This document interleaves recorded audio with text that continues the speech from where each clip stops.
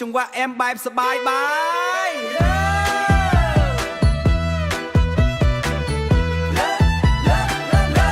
បងញ៉ាកំពុងតែហឺហាមានបងសៃបងប្រុសនៅក្បែរកែស្រាលើខ្ពស់ពេញតោ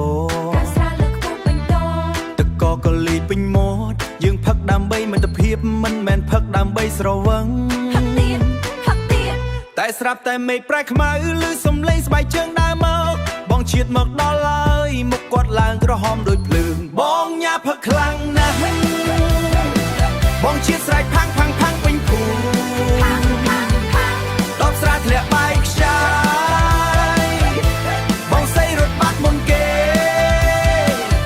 រត់ឲ្យលឿនបងប្រូបងញ៉ាផឹកខ្លាំងពេកអើយបងសៃលួចមើលតាមរបងបងប្រុសរត់ចូលក្នុងផ្ទាំងទុកឲ្យបងញ៉ាម្នាក់ឯងឈរញ័រដៃញ័រជើងមុខមាត់ដែលធ្លាប់តែខ្លាំង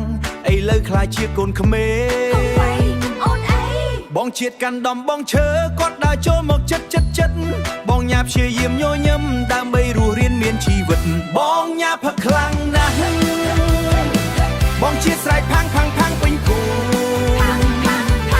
ដបស្រាធ្លាក់បែកខ្ចាយបងសៃរត់បាត់មុនគេ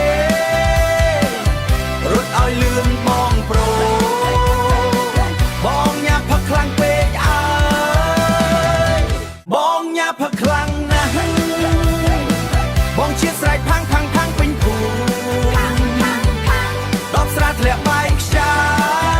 យមិត្តភក្តិរត់បាត់អស់រលីងចប់ហើយបងញ៉ាផឹកខ្លាំងពេកអើយបងជាតិអូត្រចៀកចូលផ្ទាំងអូយឈឺណាស់អូនបងសៃលួយសើចតិចបងប្រុសក៏លួយសើចដែរស្អែកចាំជួបគ្នាទៀតឲ្យផឹកទៀត